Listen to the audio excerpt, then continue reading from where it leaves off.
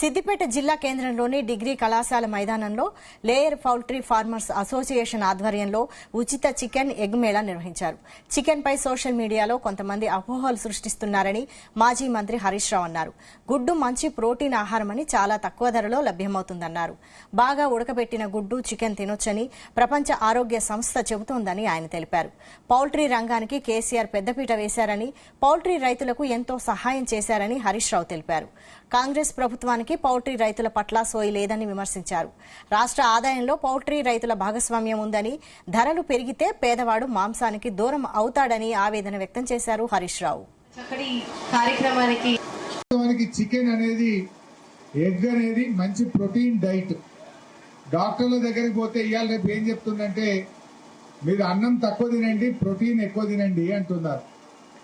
Rice వల్ల sugar గాని ఇతర రైస్ వల్ల, రోటీ వల్ల మన శరీరంలో కార్బోహైడ్రేట్స్ పెరిగి మీకు ఇబ్బందులు వస్తా ఉన్నాయి.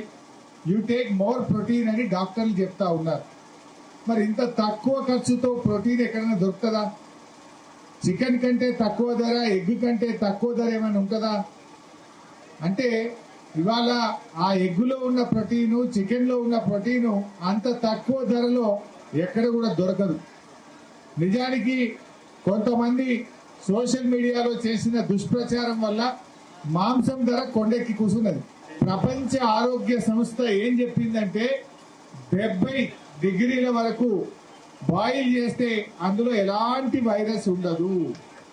మనం తెలంగాణలో మన ఇండ్లలో వండుకునే వంట, మన స్టైల్ ఆఫ్ వంటకు 100 డిగ్రీల వరకు ఉడుకుతుంది. చికెన్ కానీ మటన్ కానీ 100 డిగ్రీస్ ఉడకబెడతాం. మనం ఫ్రై చేసిన చికెన్, షోర్వా చేసిన 100 డిగ్రీల వరకు మనం చికెన్ ను బాయిల్ చేస్తాం.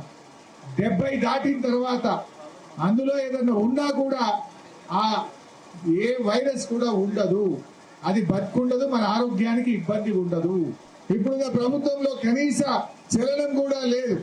గతంలో కేసీఆర్ మేమందరం పోయినాం.